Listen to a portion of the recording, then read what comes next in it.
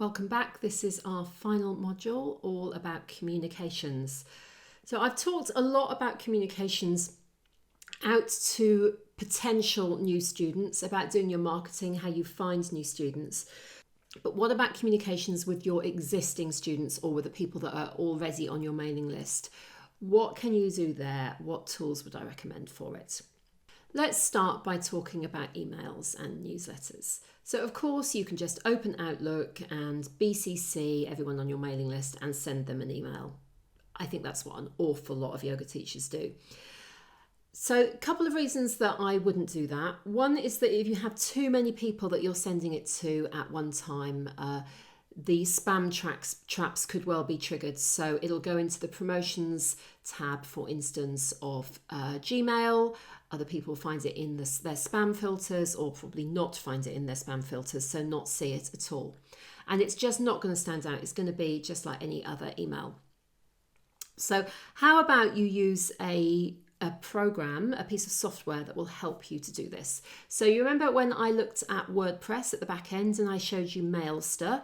Well, that's what I use. You can see how my newsletter looks. So this is all one very nice long email newsletter here. So some things are very consistent about it. I've normally got something like this at the bottom. I've normally got a little thing in here either that's talking about a particular article or perhaps asking people to do some reviews for me.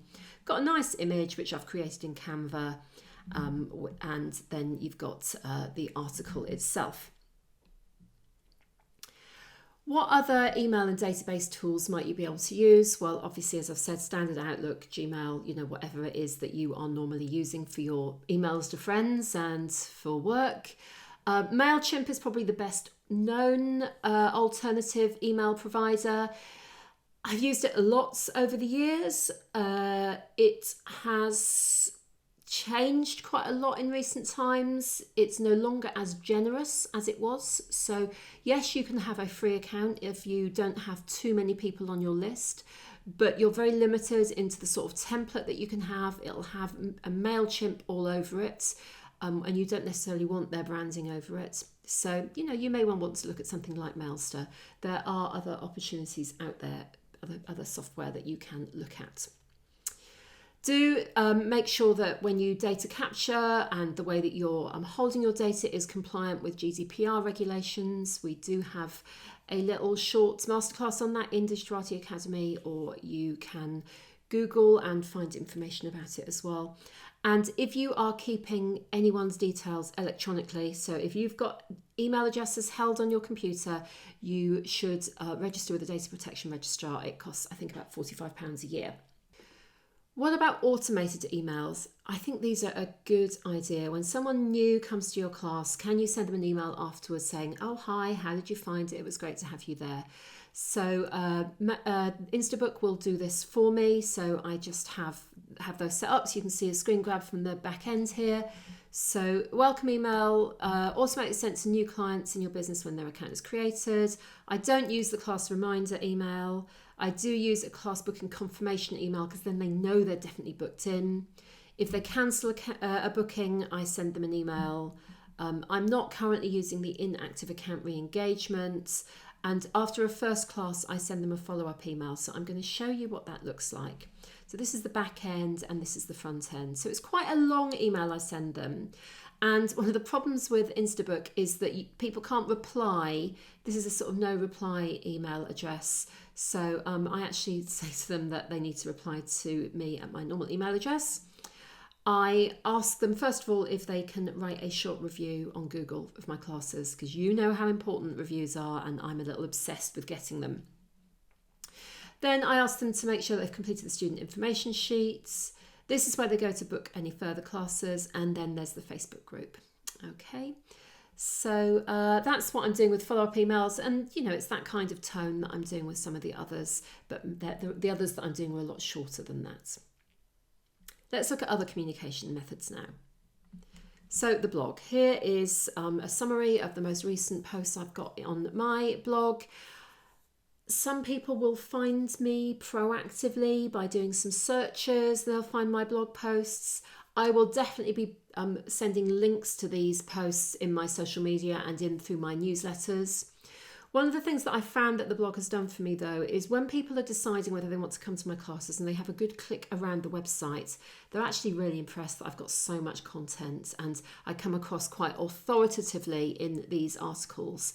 So I love to write, actually. So I've written quite a lot of articles here and just made them look really nice and professional with these images.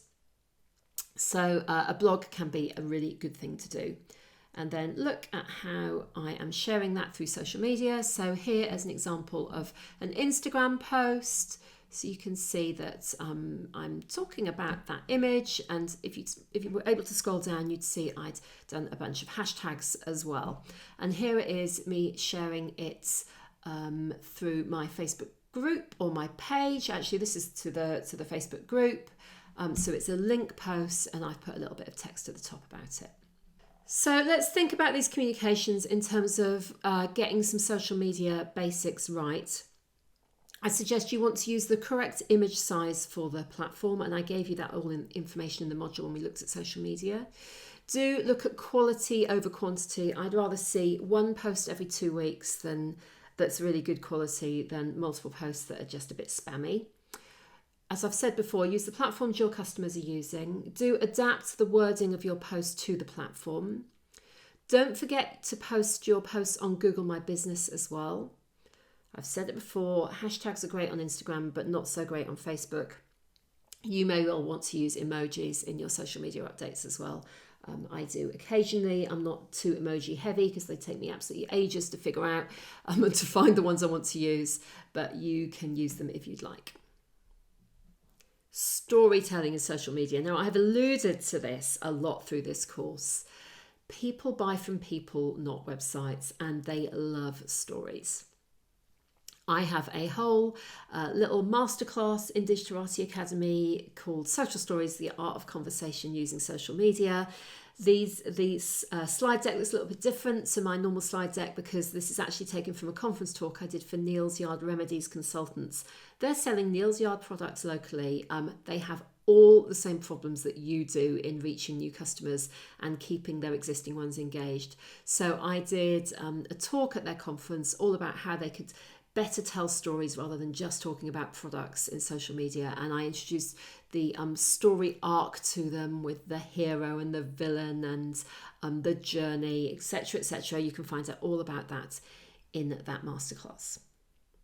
One of the other things I'd suggest that you want to think about in social media is talking about yourself, telling the truths of your lives in an upbeat way, talking about your why. Now, you can probably tell I absolutely love yoga, and so that comes through in my posts as well, my passion for it, my why. And I also talk about how I've had a lot of back injuries, I've got issues with my spine, so some of my why in relation to yoga is all about how yoga has got me through that and got me out of pain.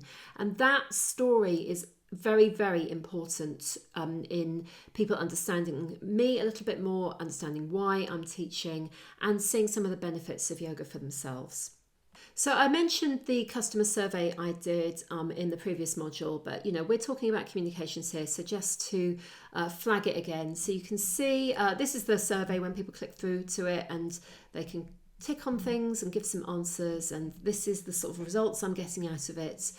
But this is how I shared it in the Facebook group. So there you go, there's a little introduction to it. And I did get 60 something people responding to that survey, which, for a business that's only been going a matter of weeks, I think was pretty good going. Okay, we have come to the end of our course now. I do hope you found that inspiring and motivational, and that you feel that we've covered a lot of the basics in how to get started with a local business and how to market it and run it efficiently. And I hope I've given you some ideas of some of the strategic things that you need to think about so that you won't make some of the mistakes that I did, and you perhaps think about some things that you wouldn't have considered otherwise. Do let me know how you get on. Do let me know if you've got any questions or comments or other ideas for things that you've done. You can do that in the comment thread below, or of course on any of our social media platforms. And of course, do head over to the other courses and masterclasses in Digiterati Academy. I know they all look a bit digital and professional, but believe me, they are very much designed so that ordinary people like you and me can do these things really well in digital and social media marketing. It's not just for people that have got lots of budget and loads of training behind them. These tools are straightforward to use. You just need to know how to do them. So this is Marie Page signing off. Thank you so much for being with me, and I look forward to seeing you back again soon.